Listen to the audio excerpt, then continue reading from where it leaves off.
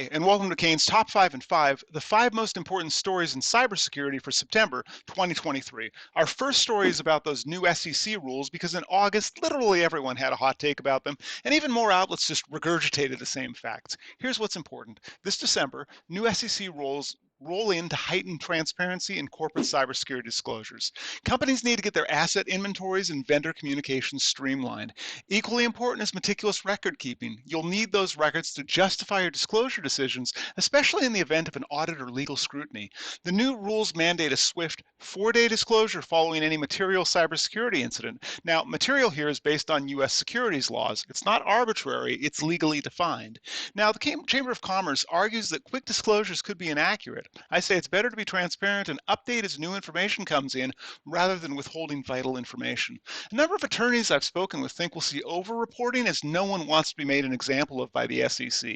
And don't overlook the Department of Justice's role. They have the authority to delay disclosures if there's a national security risk. Even the FBI is reminding companies to talk to the AG, not the FBI, if a company wants a delay. For our second story, let's talk about directors and officers insurance in light of the new SEC rules and the general climate of litigation. The rules are reshaping liabilities, but 1 in 3 US-based CISOs still lacks D&O coverage. If you're a CISO without the safeguard, it's time to talk to your company about inclusion in their D&O policy.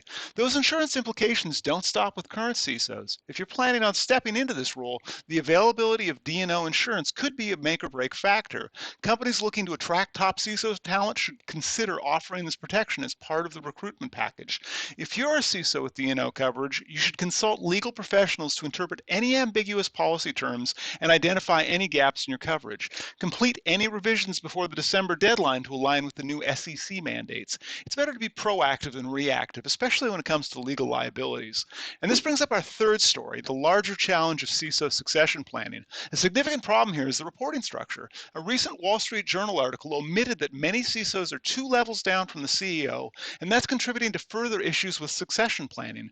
As the CISO role evolves to become a strategic risk leader, direct reporting to the CEO should become the norm. Companies don't overlook the role reporting structures play in retaining and recruiting CISO talent. Realigning these structures can pave the way for more effective transitions in cybersecurity leadership.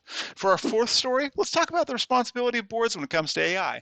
I hope that this isn't a surprise when I say the responsibility for the oversight of AI falls on the board of directors. This isn't just a matter of ethical or operational importance, it's a legal necessity. Think about the Caremark case, which clarified the board's responsibility for oversight. Now, with AI becoming an integral part of businesses, a failure to exercise due diligence could result in information systems claims brought before the Chancery Court. Companies should regularly include AI risks on the board's agenda to maintain focus. It's not just about tapping into AI's potential, it's about managing its associated risks like algorithmic bias and privacy concerns. This is where the board can make a significant impact. Adding board members with AI and cybersecurity expertise can significantly elevate the level of decision and discussion. And contrary to several research reports, simply blocking to AI tools is not a solution. People find workarounds. Instead, companies should focus on educating their workforce about the appropriate use of AI and put controls in place to secure sensitive data.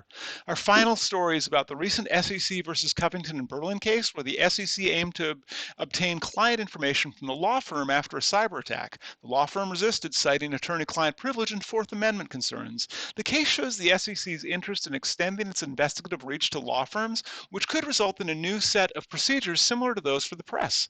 The Covington and Burling case may serve as an example for how the SEC could treat law firms in the future.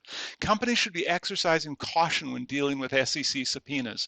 For instance, Terraform pulled a Streisand when they chose to sue the SEC rather than comply with a subpoena, which led to the SEC to publicize its previously confidential investigation. This should serve as a cautionary tale. Resisting the SEC can lead to unwanted attention and potential reputational damage. For companies, the takeaway is clear. Alongside compliance with regulatory requirements, understanding third-party risks, particularly involving law firms, is crucial. This is especially important as law firms become a part of companies' supply chains, opening them up to potential risks. Thanks for watching today, and if you'd like to watch me repeatedly try to enjoy beer while talking about FedRAMP, search for Drafting Compliance on YouTube or on your favorite podcast app to listen along.